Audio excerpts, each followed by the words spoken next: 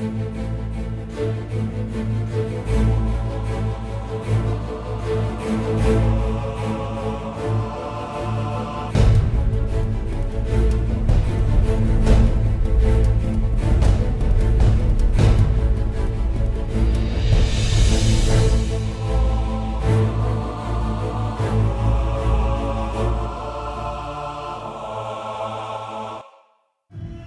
my best, stay on the straight and narrow. Trust in God, His eyes on the sparrow.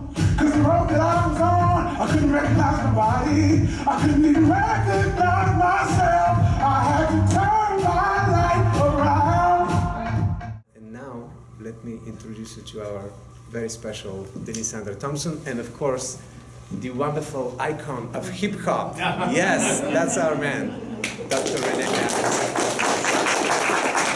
So I'll just start right off from the beginnings, and I know this is probably a question you get all the time, but just to maybe give people a sense of your roots. You're from Philly, and you know hip hop is where you found, I guess it found you. You discovered hip hop. Can you just tell us a little bit about growing up in Philly and when you discovered it, and then your steps, and I guess the path from there, Well, so I'm from North Philadelphia. When I'm asked that question, so I feel like I have to make clear that I guess in many communities, or ethnic communities specifically, because I can only speak from that perspective, and that our traditions and ceremonies and things that we are that's part of our particular culture is often like the beginning of that thing and expression that we are calling arts, right? And so so for me there wasn't or isn't really a beginning, because I can't remember, I can't remember like, oh yeah, okay, I saw this thing and I want to be a part of that thing. But rather, dance was always part of the dance movement, music, always a part of the culture, as I remember from when I was younger. Of course, not realizing it until I got older. But we used to have contests, like as kids. I never knew where we got it from, right? So.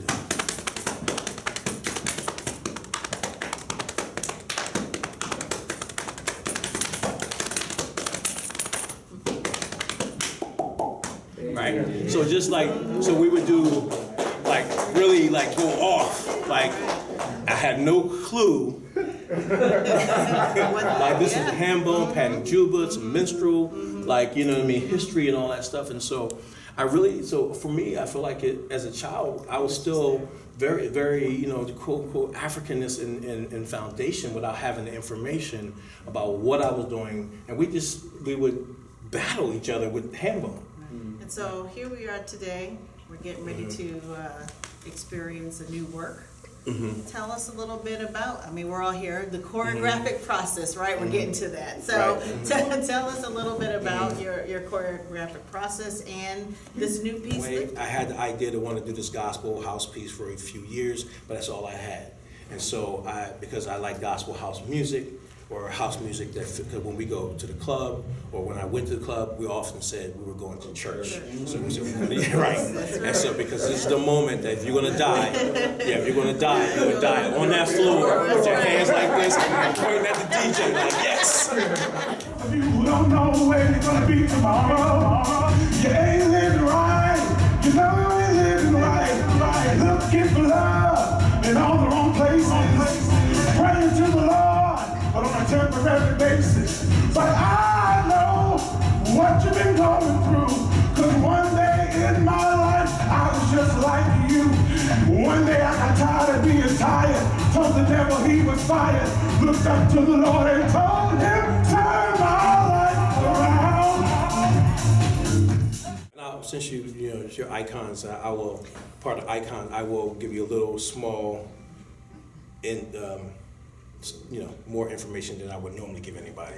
So one thing is about, so one thing that what happens is there's these window panes, right? And these glass stained windows, right? I love this. I love the fact that we have to do this. Okay. So these glass projections of glass stained windows, and there's a moment, and I won't tell you when it happened, but there's a moment where we interject what the madness is that's happening in the world, but you're looking through these rose-colored glasses. Like, the truth is the truth, but you're trying to keep it looking like this, but you got to take this away and look at the reality and see it for what it is. And so that's the beginning of me beginning to twist, to go in. And it's just a small part, but it just opened. I came up with it last minute, of course, and I was like, oh, this is it. All right. So now I'm excited about that particular moment and how to interject that in different places within the work itself. Up until that point, it feels like, oh, okay, that was cute, that was nice, that kind of thing. So just to give you, I don't want to give you a spoiler, but that's just give you a little bit of more information than most people have tonight about the layering. So now this is my layering process.